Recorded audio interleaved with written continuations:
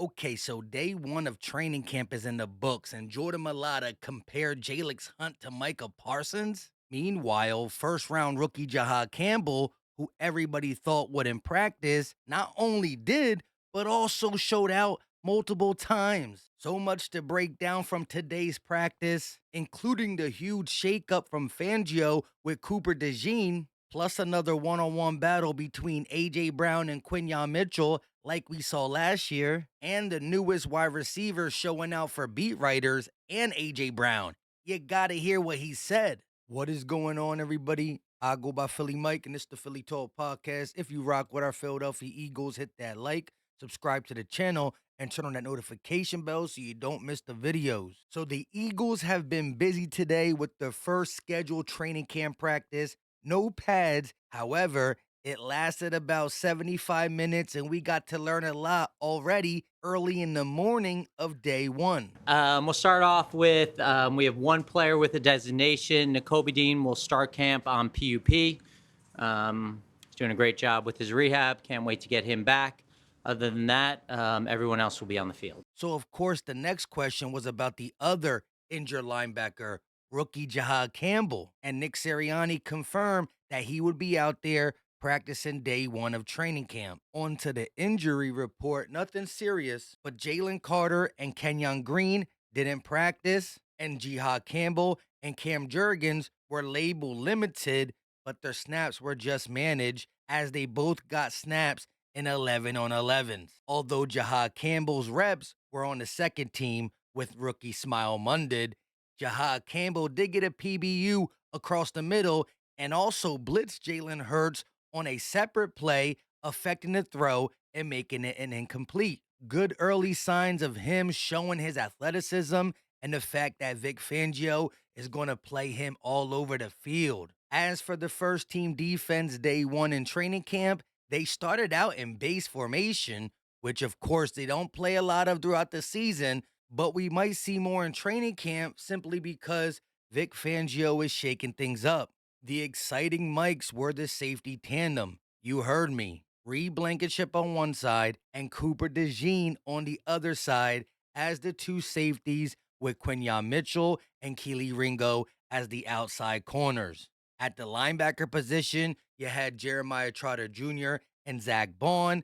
And of course, for the defensive line, Nolan Smith, Jalyx Hunt, Jordan Davis, and with Jalen Carter not practicing, the start went to Moro Ajomo. Now, if you remember, Vic Fangio alluded to Cooper DeJean being on the field for almost every snap. In base formation, we'll find a position for him, whether it's safety or outside corner.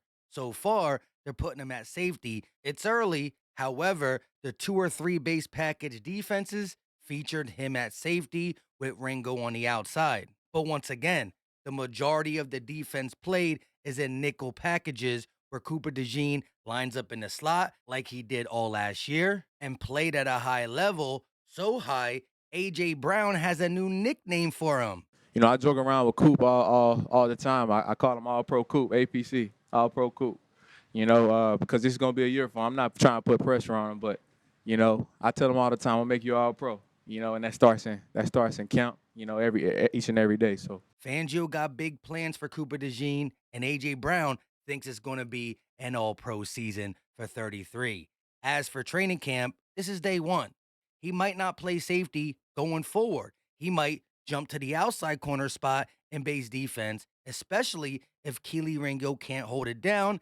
I'm a believer, and we got some things to talk about on day one from Kelee Ringo. But first, when Cooper DeJean was playing in the slot, or I should say the Eagles were in nickel, Sidney Brown was the first safety up along Reed Blankenship. Mukuba did get first team reps, but more went to Sidney Brown on day one. As for the defensive line, day one in training camp, 2 things stuck out to me.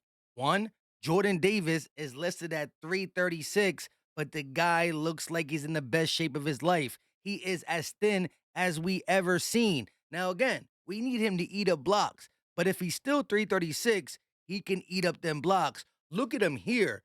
Look at him, the video of the Eagles' first day back. This is him in uniform. The guy's looking thin. The guy's looking mean. and I expect a big year for Jordan Davis, especially with all the talent at D tackle. The other thing was Jalyx Hunt, who got a sack in 11 on 11s versus Jalen Hurts, the only sack reported. And when Jordan Mailata was asked about the second year player, you can't get any higher praise than this. Jalyx?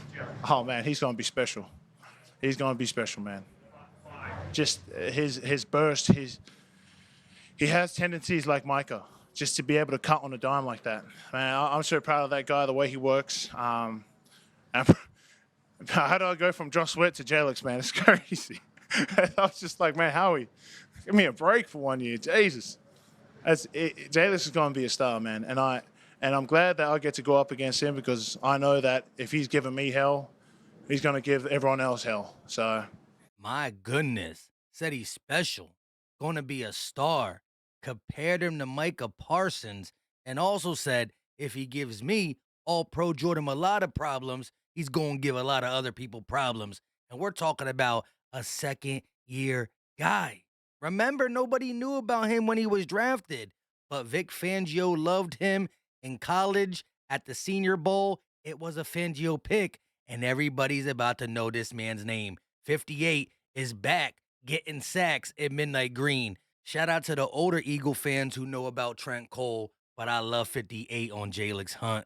Going back to the secondary before we talk about Kelee Ringo, let's talk about Quinyon Mitchell, who was matched up with A.J. Brown in 7-on-7s. Jalen Hurts went to A.J. Brown deep down the right side. A.J. Brown goes up for a one-hand grab, and Quinyon Mitchell gets a PBU, at least according to the beat writers there. However, they did ask A.J. Brown about the battles between him and Quinyon Mitchell last year and this year. They also asked him if he's been growing from it, and he speaks on the PBU that Quinyon got according to the beat writers. Man, tremendously, man. I love the good work. You know, he's going to compete at a high level. You know, I give him that one today. You know, even though it was a DP pass interference, but I give him that win today on that one rep. But you know, he's going to compete at a high level. You know, he's not going to back down, and I expect him to evolve. Iron sharpens iron. I don't know if it really was pass interference or not. Them battles are going to go crazy. He gave him the dub anyways, but I love it. As for Kelee Ringo, he got the majority snaps at outside corner. Adoree Jackson got one or two, but it was Kelee Ringo day one. He held up good.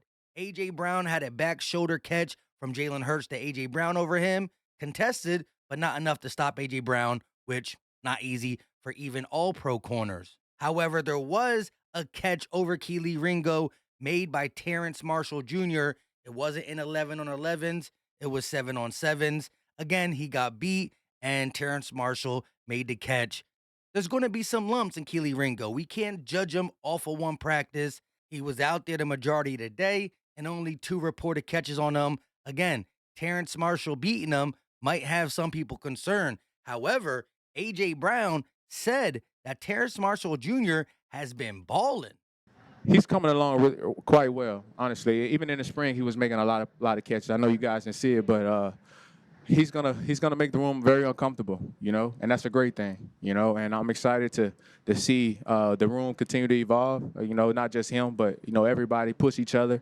So I'm excited. I mean, A.J. Brown said T. Marsh is making the wide receiver room uncomfortable. Not for A.J. and Smitty, but maybe Jahan Dotson, watch out.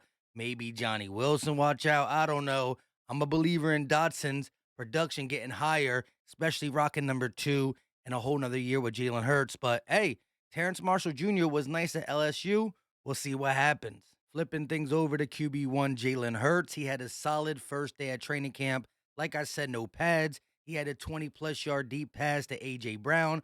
Perfectly thrown ball. I think there was only 2 incompletions on the day. 26 reps. I heard there was more running. However, A.J. Brown was asked about the chemistry on offense with the wide receivers and Jalen Hurts, and he talked about the deep pass on Kelee Ringo of how good the connection is between him and Jalen Hurts. It's very important, you know.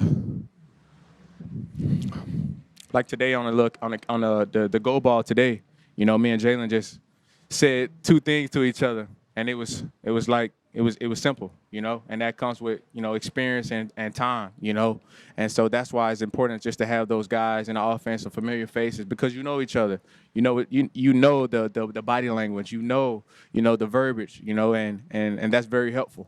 As for some other offensive things that we saw day one in training camp, Tyler Steen got the first team reps at right guard, which we all believed would happen. So to me, it's not news. However, if somebody else gets first team reps, then it's a bad thing for Tyler Steen.